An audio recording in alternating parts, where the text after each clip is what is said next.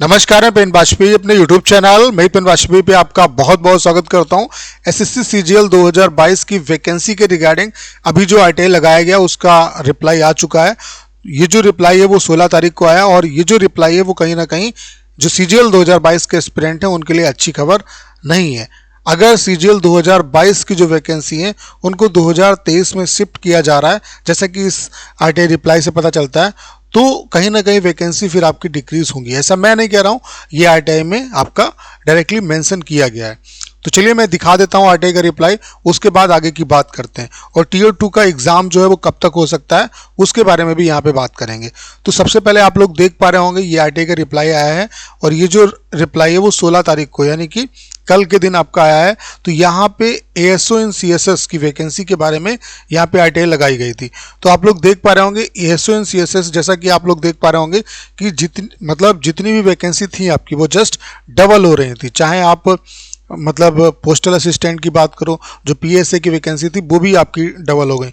और CAG department था उसकी वैकेंसी आरटीआई के रिप्लाई के थ्रू में पता चल चुका है, उसकी वैकेंसी जो है वो भी आपकी इंक्रीज हो गई। देखिए जिन जिन का आरटीआई का रिप्लाई आ चुका है, जिन जिन पोस्ट का, जिन जिन वैकेंसी का, उनमें तो डिक्रीजमेंट आपका नहीं होगा। लेकिन अभी मुझे लगता है कि इस आरटीआई के रिप्लाई से ऐसा हो सकता है कि आगे जो वैकेंसी जो और भी डिपार्टमेंट में बढ़ सकती थी वो मे भी ना बढ़े, क्योंकि अभी इनकम टैक्स डिपार्टमेंट में भी आरटीआई लगाई गई थी तो उसमें भी जो वैकेंसी आपकी थी 225, वही वैकेंसी आपकी शो हो रही। टैक्स असिस्टेंट की जो वैकेंसी थी वही शो हो रही। तो मे भी ये उम्मीद है कि जो बढ़ चुकी हैं, जैसे कैग में बढ़ चुकी हैं, पीएसए की बढ़ चुकी हैं, तो वो वैसी रहेंगी, बाकी अदर में चेंजेस नहीं होगा। बाकी जो वैकेंसी हैं जो बढ़ रही हैं वो आपकी 2023 में शिफ्ट हो जाएंगे। अब ऐसा क्यों है, आप लोग देख पा रहे होंगे यहाँ पे दिया हुआ है, this department has inform 982 UR की कितनी वैकेंसी है 389, ईडब्ल्यूएस की 105, ओबीसी की 270, एससी की 145, एसटी की कितनी 73। Tentative vacancies in the grade of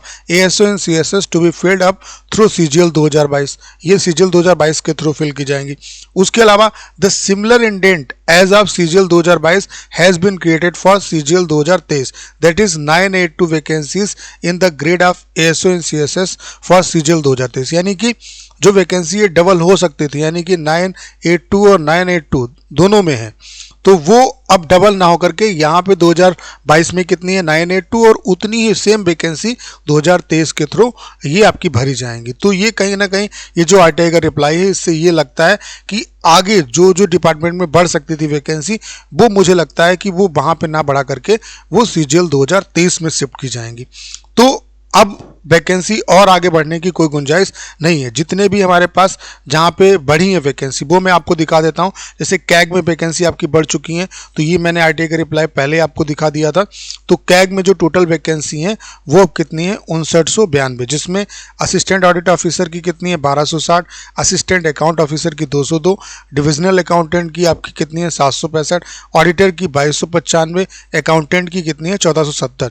उसके अलावा पीएसए की भी आपकी बढ़ चुकी है। पीएसए की आप लोग देख पा रहे होंगे आरटीआई रिप्लाई में ये वैकेंसी बताई गई है 19,676, जिसमें यूआर की कितनी है आपकी 8678, ओबीसी की 4052 और उसके अलावा एससी की कितनी है 3280, एसटी की कितनी है 1702 और ईडब्ल्यूएस की कितनी है 1964।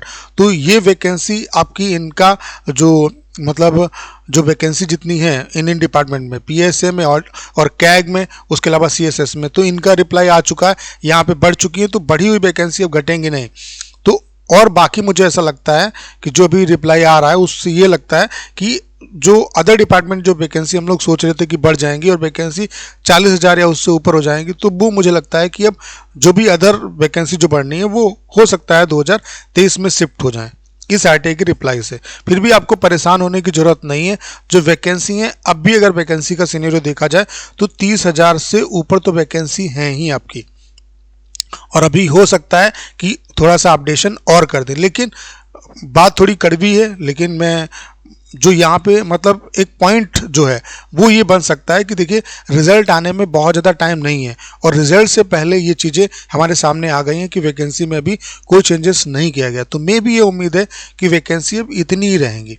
तो अगर 30,000 भी वैकेंसी रहती हैं तब भी 30,000 या उससे ज़्यादा, तब भी आप खुद सोचिए कि 3 लाख या उससे ज़्यादा बच्चों को यहाँ पे टीयर 2 एग्ज़ाम देने को मिलेगा।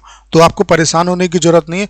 उसके अलावा टियर 2 का एग्जाम कब तक हो सकता है, मैंने बताया था, पहले ही आपको बताया था कि आपका जो एग्ज़ाम है वो मार्च में पॉसिबल है। मार्च से पहले आपका एग्ज़ाम नहीं होगा और वो भी मिड मार्च तक आपका हो सकता है। तो ढेर सारे स्टूडेंट कह रहे थे कि फरवरी में होगा, आप गलत इन्फॉर्मेशन दे रहे हैं। तो जब आपकी एग्ज़ाम की डेट अभी आ जाएगी, जब CHSL की डिस्क्लोज होगी डेट, CHSL CGL की, उसके साथ ही मेंस की डेट आएगी, तो आपको खुद पता चल जाएगा। जो आपका टियर 2 का एग्ज़ाम है वो 99% आपका मार्च में ही होगा। अब वो मार्च में किस डेट पे होता है वो एक अलग बात है, लेकिन मेंस आपका मार्च में ही होगा। तो बस आप सभी से यही कहना चाहता हूँ कि पूरी जोर तरीके से प्रिपरेशन करिए, क्योंकि बहुत कम टाइम आपके पास बचा हुआ है।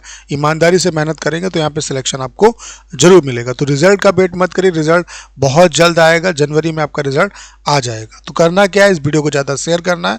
उसके अलावा अगर आप चैनल पर नए हैं और आपने अभी तक इसे सब्सक्राइब नहीं किया है तो प्लीज़ चैनल को सब्सक्राइब करना मत भूलिएगा।